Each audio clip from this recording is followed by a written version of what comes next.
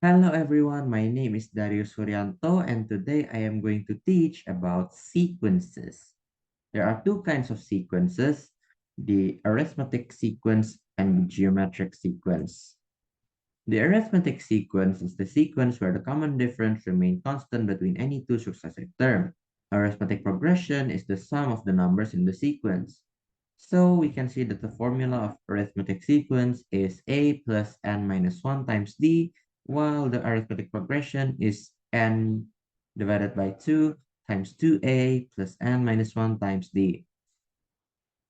The formula here, the un is the number of the place in the sequence. So let's say this is u3. The u indicates that it is the number of the third place in the sequence. So let's say there's like 1, 2, 3. So the U3 will be 3 because 3 is the third in this sequence. This n is also the same as this n because in this equation. So if this n is 3, this n is 3. If this n is 5, this n is also 5. A is basically U1. U1 is like the first number in the sequence. And then there's D. D is the difference, like the common difference here remain constant between any two successive terms because they have a common difference. So U2 minus U1 needs to be equal to U3 minus U2. For arithmetic progression, it's quite similar at the end, but here we can see that Sn is basically the sum of all of them. So if this is S3, that means it's U1 plus U2 plus U3. We can use the formula of n divided by 2 and then multiply it by 2a. So the first term of the sequence is multiplied by 2. And then the plus part is the same with the n minus 1 times d. For example, if it is known that x1 and x2 are real roots of the equation x squared plus 3x plus p is equals to 0, with both x1 and x2 not 0, if x1 plus x2, x1 times x2, and x1 squared times x2 squared are three terms of an arithmetic sequence, then what is p? Because x1 plus x2 is equals to negative b per a and x1 times x2 is equals to c per a, and x1 squared times x2 squared is equals to c per a squared, we can get that the sequence will be negative 3p and p squared. Because negative 3 divided by 1 is negative 3, p divided by 1 is p, while p divided by 1 squared is p squared. So we need to find the difference here first because it needs to be constant. So p minus negative 3 is equals to p squared minus p. Oh, wait, we can't find the difference. What should we do? We need to rearrange this into a quadratic equation of p squared minus 2p minus 3 is equals to 0. With this, we will get that p1 is 3 and p2 is negative 1. We can see that both of them works.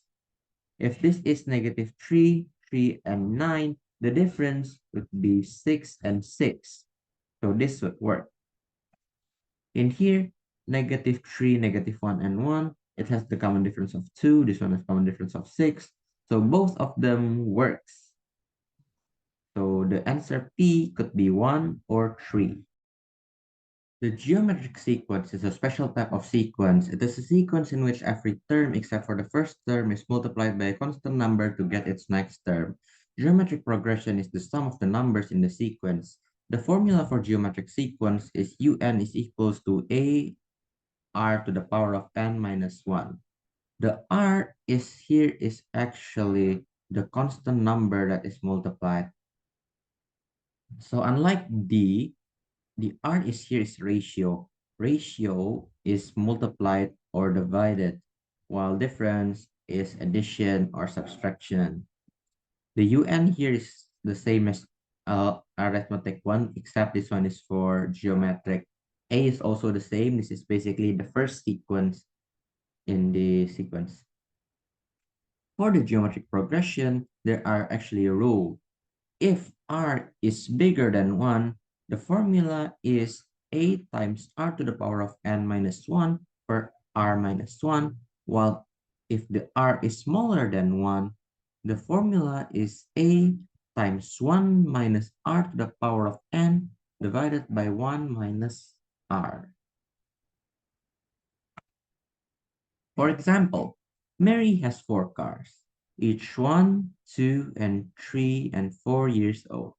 If price of the sale of each car is reduced to half times the selling price of the previous year, and the initial price of the car is 200 million rupiah, then the total selling price of all of the cars is, we need to first see that the initial price is 200 million and every year it reduces, which means A is 100 million. Why?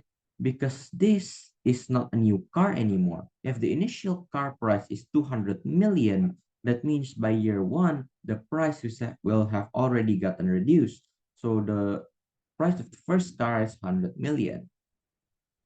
And then the ratio is half, which is smaller than 1.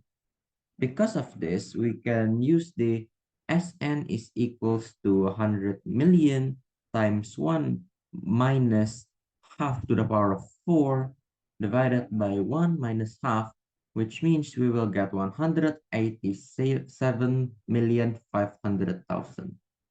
Thank you very much for listening to this class, and I'll see you when we have the chance. Bye-bye.